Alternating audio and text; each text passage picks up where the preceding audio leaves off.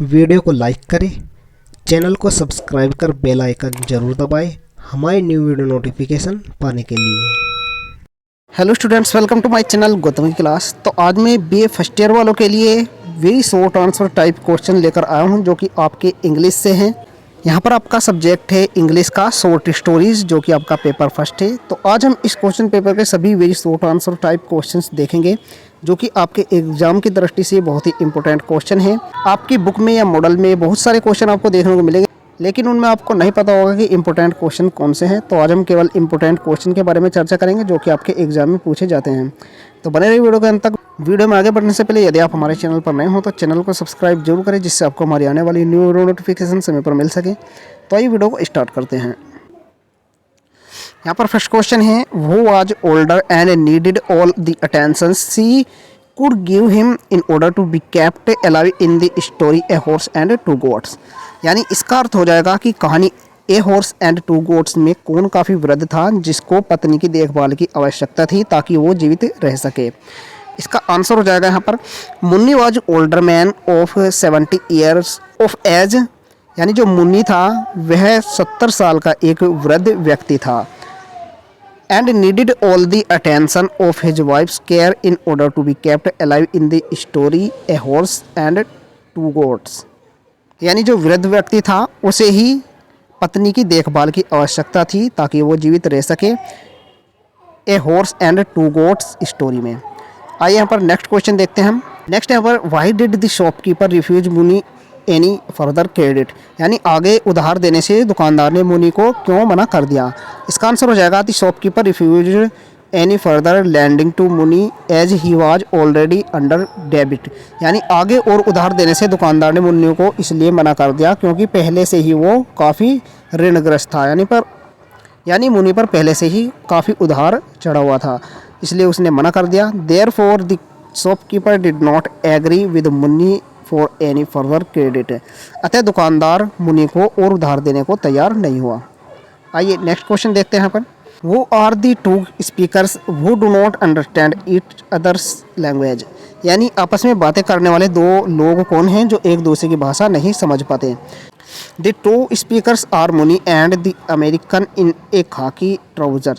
यानी आपस में जो बातें करने वाले थे दो लोग, वे मुनी और खाकी पतलून में एक अमेरिकी है। They both do not understand each others language, जो कि एक दूसरे की भाषा समझ नहीं पा रहे हैं।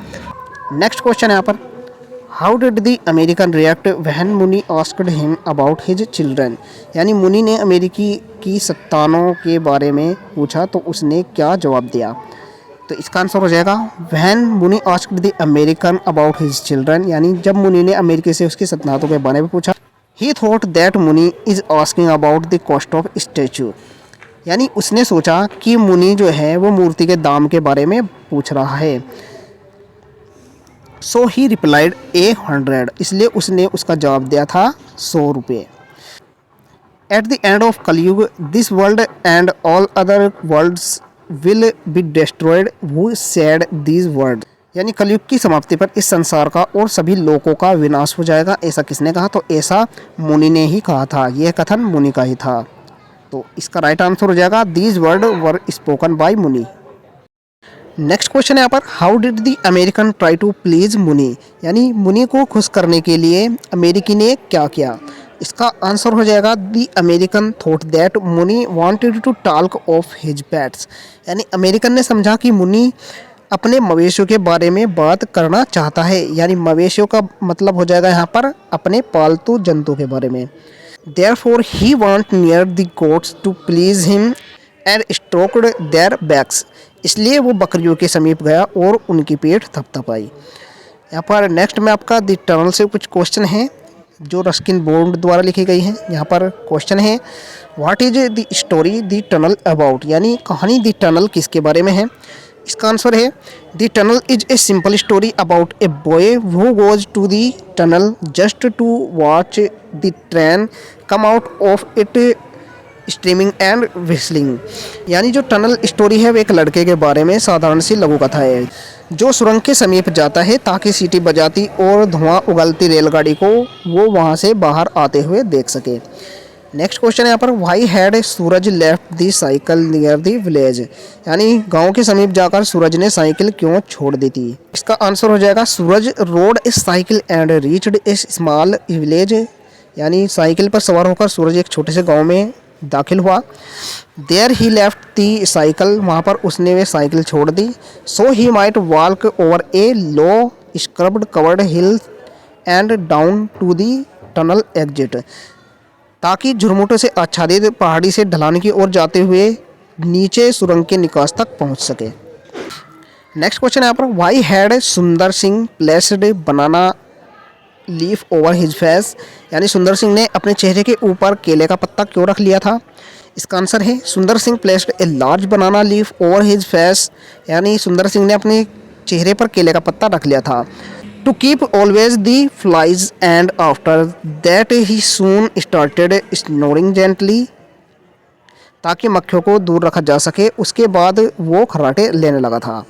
नेक्स्ट क्वेश्चन है, where were Suraj and his father travelling for in the train, यानी इस रेलगाड़ी से सूरज और उसके पिता कहाँ के लिए यात्रा कर रहे थे। इसका आंसर हो जाएगा, Suraj and his father travelling in the train as Suraj father was going to Delhi on a business trip and had decided to take the boy with him, यानी सूरज और उसके पिता रेलगाड़ी से यात्रा कर रहे थे क्योंकि सूरज के पिता व्यापारिक दौरे पर दिल्ली जा रहे थे और उन्हें तय किया कि अपने पुत्र को भी साथ ले जाएंगे।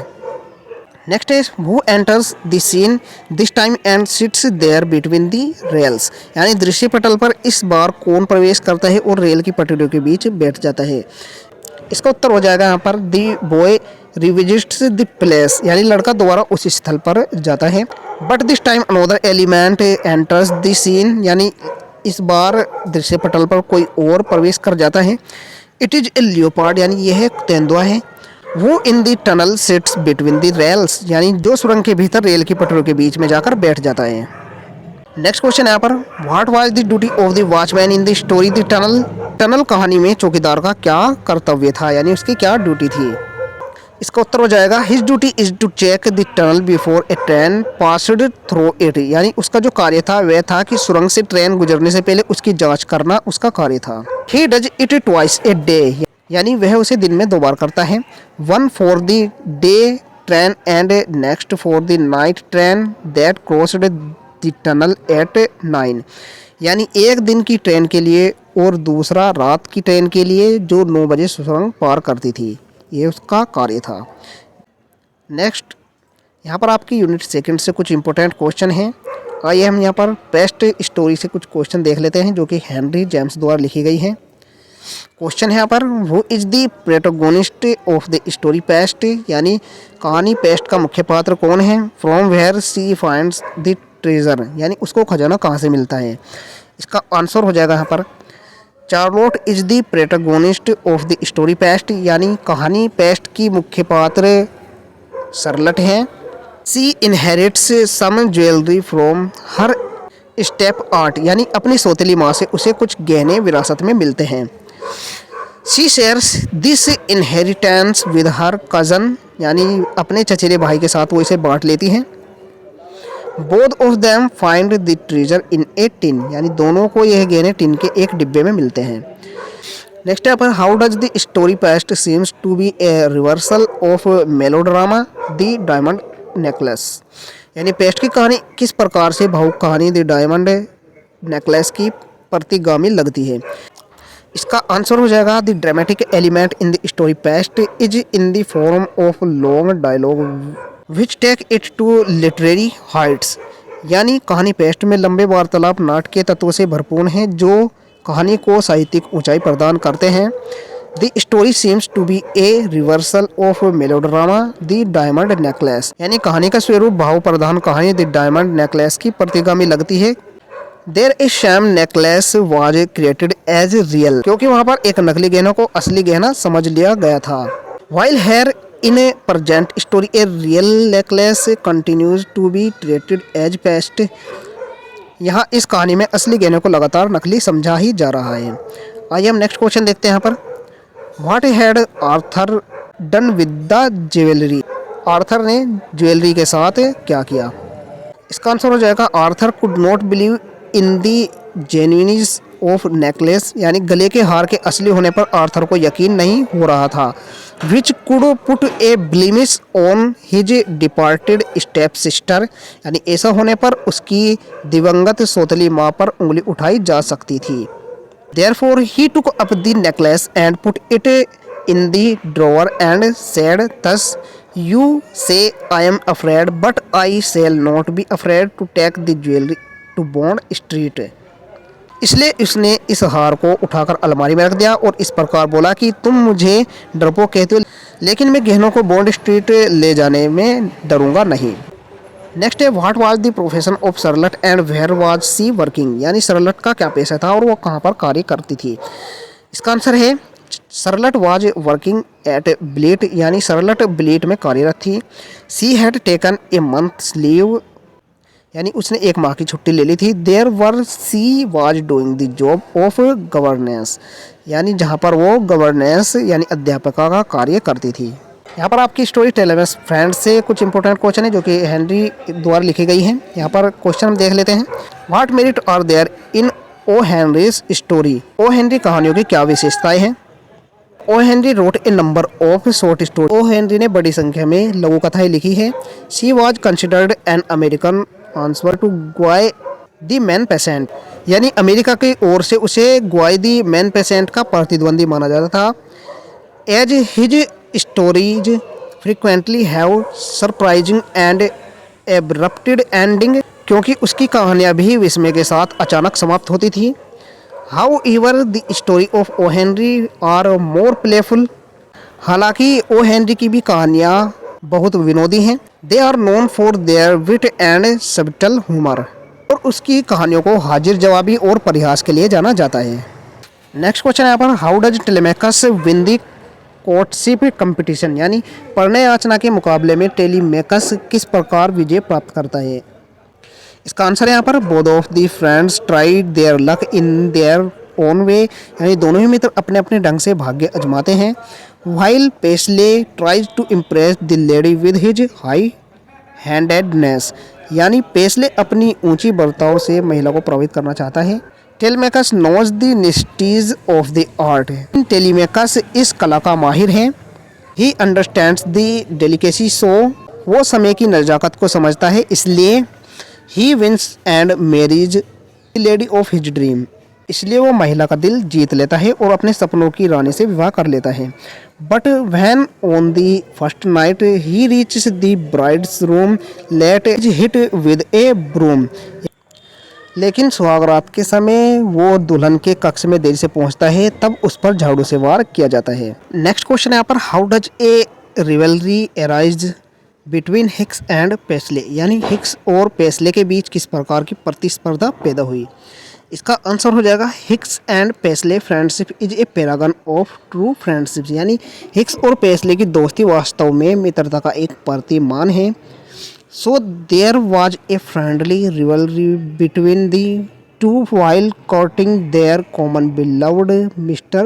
Jessup, यानी जब उनकी साझा प्रेमिका श्रीमती जेसप से प्रेम प्रसंग बढ़े तो दोनों के बीच मित्रतापूर्ण प्रतिस्पर्धा का आविर्भाव हो गया।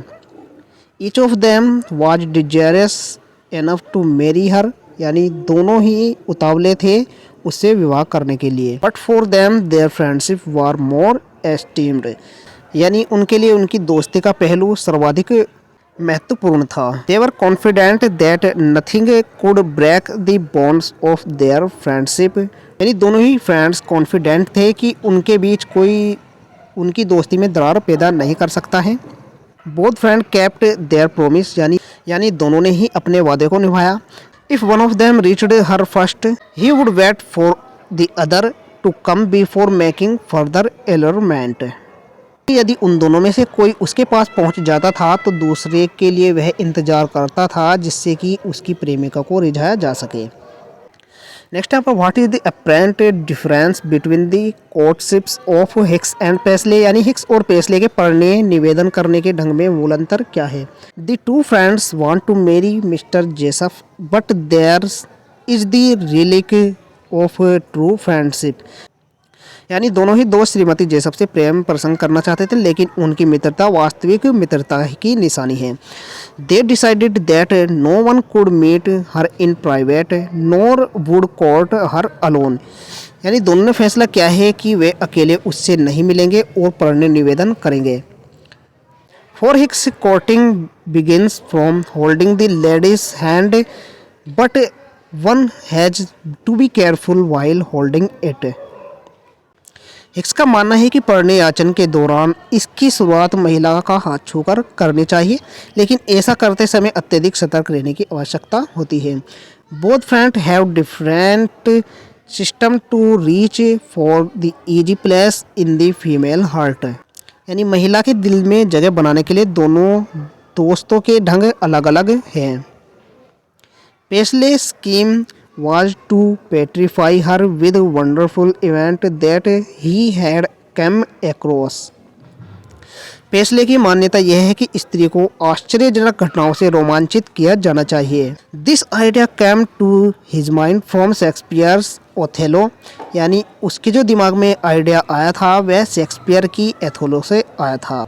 यानी इस पहलू को उसने शेक्सपियर के नाटक ओथेलो से लिया था। Thus they have apparent different to courtship lady. यानी इस प्रकार दोनों दोस्तों के बीच स्त्री को लुभाने के ढंग में अंतर है। नेक्स्ट क्वेश्चन है जो कि आपका एन ऑफिशियल पोजीशन विलियम सेमरेस्ट मोगम से है। तो आइए हम पहला क्वेश्चन यहाँ पर देख लेते हैं। Who is Louis Remire in the story an official position. यानी कहानी एन ऑफिशियल पोजीशन में लुई रिमायर कौन है। इसका आंसर हो जाएगा Louis Remire is the protagonist of the story an official position. यानी कहानी एन ऑफिशियल पोजीशन में लुई रिमायर मुख्य पात्र है। He is convicted for his wife's murder. यानी अपनी पत्नी की हत्या के अपराध में उसे सजा हुई है। He is serving a 12-year sentence in a penal colony in French Guiana. यानी फ्रेंच गयाना की एक दंडात्मक कॉलोनी में वो 12 वर्ष की सज़ा भोग रहा है। Due to his past experience as a police officer in former life and good behaviour he holds the position of the executioner in the prison. यानी अपने अतीत में पुलिस अधिकारी होने का अनुभव रखने और सजा के दौरान सद्व्यवहार बनाए रखने के कारण उसे बंदी गृह में जल्लाद का पद प्रदान किया गया है। नेक्स्ट क्वेश्चन है यहाँ पर व्हाट इज गिलेटिन। यानी गिलेटिन क्या है। इसका आंसर यहाँ पर guillotine is a machine for beheading. यानी गिलेटिन एक प्रकार की मशीन होती है। This machine is with a blade sliding in grooves and is used for beheading criminals and traitors. यानी इस मशीन में एक ब्लेड लगा होता है जो खांचों में घूमता रहता है। इस मशीन का उपयोग अपराधियों या देशद्रोहियों का सिर धड़ से अलग करने के लिए किया जाता है। A French physician doctor Guillotin had suggested it used in the year 1789। यानी डॉक्टर गिलेटिन नामक एक फ्रांसीसी चिकित्सक ने वर्ष 1789 में इसके इस्तेमाल का सुझाव दिया था। In the story an official position the guillotine is used to behead the criminals who were sentenced for capital punishment. यानी कहानी एन ऑफिशियल पोजीशन में गिलेटिन का उपयोग ऐसे अपराधियों के खिलाफ किया गया है जो मृत्युदंड के लिए सजाया था। ये कुछ इंपॉर्टेंट क्वेश्चन थे जो कि आपको मैंने बताए हैं। आप एग्जाम में जाने से पहले इन सभी क्वेश्चन को जरूर रिवीजन करके जाएं। आशा करता हूँ आपको ये वीडियो अच्छी लगी, वीडियो पसंद आई तो लाइक जरूर करें, चैनल पर नहीं तो सब्सक्राइब जरूर करें, जिससे आपको हमारी आने वाली न्यू वीडियो नोटिफिकेशन समय पर मिलती रहे। मिलते हैं ऐसी न्यू वीडियो के साथ, तब तक के लिए बाय बाय, टेक केयर।